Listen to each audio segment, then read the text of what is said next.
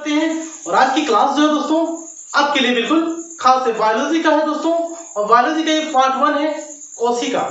कोशिका की सारी जानकारी आपको हम आज देने वाले हैं दोस्तों। देखिए, सबसे पहले कोशिका की बात कर लें तो कोशिका जो है दोस्तों, जिसे हम लोग कहते हैं सेल, क्या कहते हैं दोस्तों, सेल, एक लैटिन भाषा के शब्द, लैटिन भाषा के शब्द सेलुला से लिया गया दोस्तों। सेलुला, सेलुला से लिया गया है कोशिका को। एक लैटिन शब्द है जिसका अर्थ तो छोटा सा कमरा दोस्तों। बात करते हैं कोशिका को जीव विज्ञान में दोस्तों कहते हैं साइटो। क्या कहते हैं दोस्तों? साइटो। और साइटो कहें तो अगर कोशिका का अध्ययन को क्या कहेंगे? साइटोलॉजी। देखिए बिल्कुल है, साइटो, साइटो से क्या बन गया? साइटोलॉजी। यानी साइटोलॉजी क्या कहलाता है दोस्तों? कोशिका का अध्ययन कहलाता है। अगर आपसे पूछे कोशिका का अध्ययन दोस्तों, तो कोशिका का अध्ययन जो होता है, कोशिका का अध्ययन की बात करें, ये होगा दोस्तों साइटोलॉजी। साइटोलॉजी कहलाता है, क्योंकि साइटो से बना हुआ है, यानी जीव विज्ञान में इसको साइटो कहा जाता है, इसीलिए इसका अध्ययन साइटोलॉजी कहा जाता है दोस्तों। तो सबसे पहले कोशिका की अगर खोज की बात करें दोस्तों, कोशिका की खोज आपको पता ही होगा दोस्तों, क्योंकि इसको हम लोग शुरू से ही पढ़ रहे हैं। कोशिका की खोज किसने किया था? रॉबर्ट हुक ने किया था। रॉबर्ट हुक ने किया था। कब? 1665 में किया था दोस्तों। 1665 में किया था रॉबर्ट हुक ने कोशिका की खोज, यानी उस कोशिका को खींच के निकाला था कौन? Robert Hooke. वो कोशिका था दोस्तों मृत। कैसा कोशिका था दोस्तों? मृत कोशिका था। देखिए, आपको एकदम क्लियर होनी चाहिए कि कोशिका की खोज तो चलिए रॉबर्ट हुक ने कर दिया, बट वो मृत कोशिका थी। कब की थी? 1665 में की थी। चलिए ठीक है, ये मृत कोशिका की खोज किए थे। इसकी किताब है दोस्तों, किताब का नाम याद रखिएगा, माइक्रोग्राफिया, जिसमें कोशिका नाम का जिक्र किया था दोस्तों। क्या नाम है? माइक्रोग्राफिया। नाम याद रखिएगा, माइक्रोग्राफिया। इस पुस्तक में उन्होंने इस कोशिका का नाम जो है दोस्तों कोशिका रखा था। माइक्रोग्राफिया एक पुस्तक है किसका? रॉबर्ट हुक का। अब यहां बात आती है दोस्तों कि तो जीवित कोशिका की खोज किसने की थी? तो यहां बात कर लें, जीवित कोशिका की जो खोज की थी वो था दोस्तों लीवेनहॉक। लीवेनहॉक का नाम याद रखिएगा। इन्होंने जीवित कोशिका की खोज की थी 1674 को दोस्तों। ये साल भी याद रख लीजिएगा, क्योंकि देखिए रॉबर्ट हुक ने 1665 में मृत कोशिका की खोज कर दी। अब उसके बाद अब मृत कोशिका की जब खोज कर दी तो रॉबर्ट हुक मृत कोशिका की खोज की। अब लीवेनहॉक जब आए तो उन्होंने जीवित कोशिका की खोज की कि नहीं, कोशिका जीवित भी है, यानी जिंदा कोशिका की खोज की थी। कौन?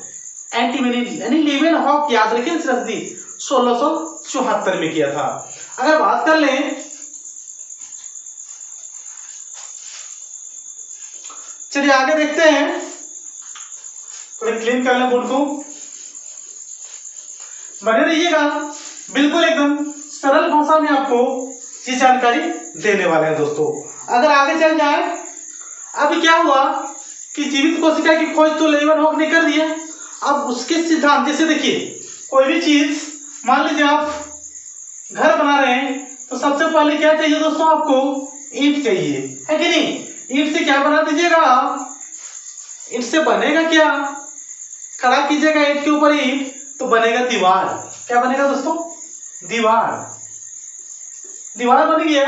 अब दीवार को अगर और सही ढंग से बैठा लीजिएगा, बड़ा ऊंचा कर दीजिएगा, तो क्या बन जाएगा? घर। क्या बनेगा? घर। अब घर को सजा के थोड़ा लिखिएगा, सॉरी कमरा बन जाएगा। कमरा को सजा दीजिएगा तो क्या बनेगा? घर। इसी तरह जब कोशिका है दोस्तों, है ना, कोशिका से क्या बनता है? ऊतक। कोशिका के समूह से बन जाता है दोस्तों ऊतक। अब ऊतक बन गया, उसी तरह जिस तरह दीवार बन गया उस तरह ऊतक बन गया। अब ऊतक के बाद जो होगा दोस्तों वो क्या बन जाएगा आपका?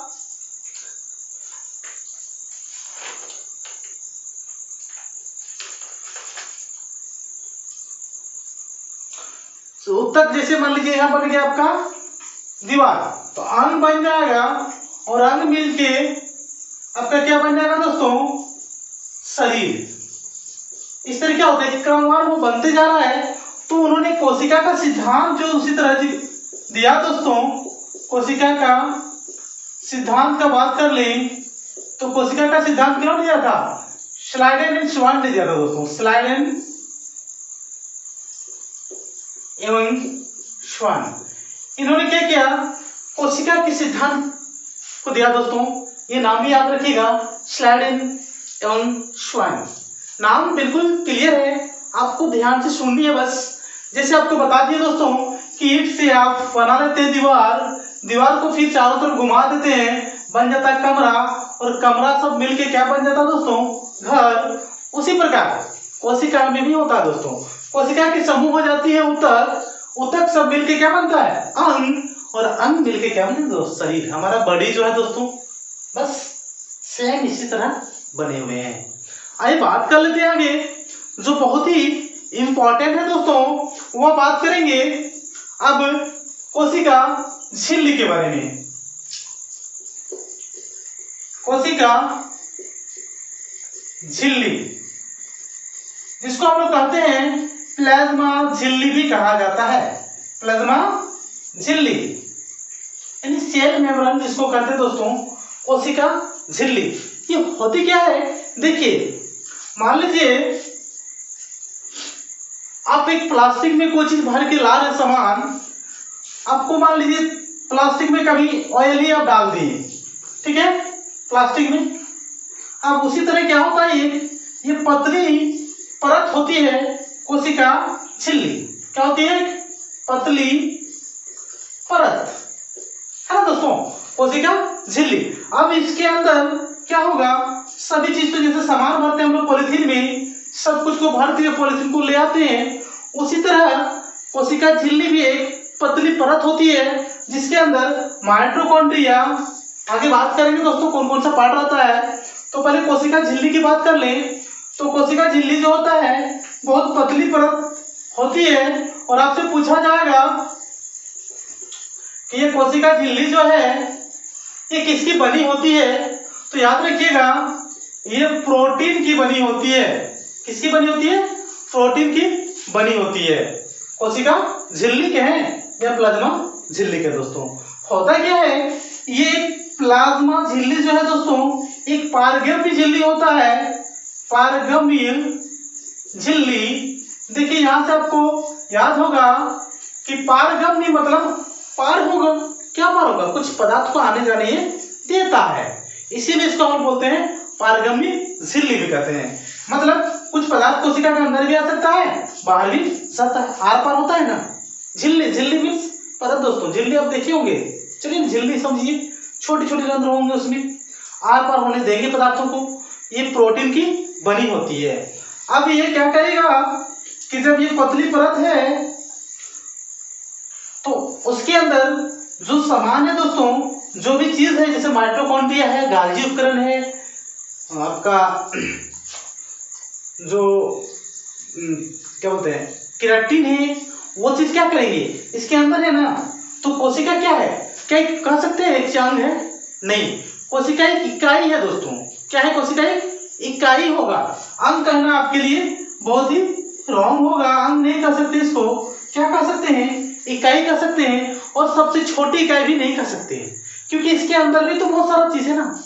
माइटोकॉन्ड्रिया इसके अंदर है तो उतना छोटी कह लगे, फिर माइटोकॉन्ड्रिया का कहा जाएगा वो, ये भी सोच के रखना होगा। यानी कोशिका क्या है? जीवन की रचनात्मक संरचनात्मक इकाई है दोस्तों, जो सभी क्रियाओं को क्या कहते हैं? चलाने में मदद करते हैं, सभी क्रियाओं को चलाते हैं कौन? कोशिका दोस्तों। और कोशिका झिल्ली की बात कर लिए तो कोशिका झिल्ली क्या है दोस्तों? एक पतली परत है जो प्रोटीन की बनी होती है। किसकी बनी होती है? प्रोटीन की। एक बोरा ले लिए, चलिए ठीक है कि नहीं। अब बोरा में क्या करेंगे? सामान को भर दिए तो बोरा का जो ऊपरी परत हो गया उसी के अंदर ना सब है। उसी तरह एक झिल्ली होता है, बैग टाइप का झिल्ली, चारों तरफ से बंद है प्रोटीन की। उसी के अंदर माइटोकॉन्ड्रिया, गाल्गी फन, अंतर्गत जालिकाएं जितने सारे रहते हैं। तो क्या सबसे छोटी इकाई हो सकते हैं? नहीं, एक इकाई है जीवन की जो क्रियाओं को, यानी सकारात्मक और क्रियात्मक इकाई है जो जीवन को चलाने में मदद करते हैं दोस्तों। ये कोशिका झिल्ली है दोस्तों। आप क्लियर है? क्योंकि कोशिका झिल्ली जो होता है दोस्तों, कोशिका झिल्ली ये आपका पादप में भी पाया जाता है और जंतु यानी एनिमल्स में भी पाया जाता है। अब एनिमल्स में भी पाया जाता है, पादप में भी पाया जाता है, चलिए ठीक है। लेकिन अगर अच्छा बताइए, जैसे मेरा बॉडी है, इसके ऊपर हम कुछ पहनते हैं कि नहीं? कपड़ा पहने हुए हैं तो एक अलग परत लगाए कि नहीं? उसी तरह पादप में और एक परत होता है कोशिका झिल्ली के ऊपर। ये कोशिका झिल्ली है, इसके ऊपर एक परत और रहेगा दोस्तों, जिसको हम लोग कहते हैं कोशिका भित्ति। क्या कहते हैं? कोशिका भित्ति। याद रहेगा, है ना दोस्तों? कोशिका भित्ति कहते हैं। और कोशिका भित्ति जो बनी होती है वो सेल्यूलोज की बनी होती है, यानी सेल्यूलोज की बनी होती है। मतलब क्या कहें, पादप जो होते हैं ना वो क्या होते हैं? बहुत ज्यादा मजबूत होते हैं। उसकी सुरक्षा के लिए और एक कवर लगा दिया जाता है। उस कवर का नाम है, आपको तो याद हो गया दोस्तों, पादप भित्ति, यानी कोशिका भित्ति कहते हैं दोस्तों। कोशिका झिल्ली के ऊपर अगर रहेगा तो ओनली पादप में रहेगा, जंतु में नहीं रहेगा। मान लीजिए मेरा बॉडी ये है कि नहीं? इसके ऊपर जो ये शर्ट पहने हैं ये क्या करेगा? पादप भित्ति यानी कोशिका भित्ति क्या है? इसको ऊपर में एक परत है, उसके बाद में त्वचा है। तो त्वचा जो है ये क्या है? मान लीजिए त्वचा मेरा एक कोशिका झिल्ली है तो इसके ऊपर मैंने शर्ट पहना है तो ये कोशिका भित्ति होगा। जस्ट उसी तरह पादप में कोशिका झिल्ली के ऊपर एक और परत रहती है जिसको हम लोग बोलते हैं कोशिका भित्ति दोस्तों। यहाँ तक आप क्लियर है? अगर इसका पीडीएफ चाहिए दोस्तों तो आप मेरे टेलीग्राम जो चैनल है दोस्तों उसमें लिंक आपको दे देंगे डिस्क्रिप्शन में, वहां जाके आप जुड़ जाइएगा, आपको पीडीएफ भी मिल जाएंगे दोस्तों। कैसे लगा दोस्तों आज की क्लास? अगर अच्छी लगी हो तो एक कमेंट, एक लाइक, एक दोस्त को शेयर जरूर कीजिएगा। हर पार्ट को बायोलॉजी का हम एक एक करके बताने वाले हैं। दिल से एक बार सुन लीजिए दोस्तों, फिर आपको कहीं पढ़ने की जरूरत नहीं पड़ेगी। धन्यवाद दोस्तों। अगर नहीं है तो सब्सक्राइब कर लीजिए और बेल आइकन को प्रेस कर लीजिए ताकि हर वीडियो का नोटिफिकेशन सबसे पहले आपको मिले दोस्तों। कल चलते हैं पार्ट 2 पर और कल पढ़ेंगे हम दोस्तों कोशिका विभाजन।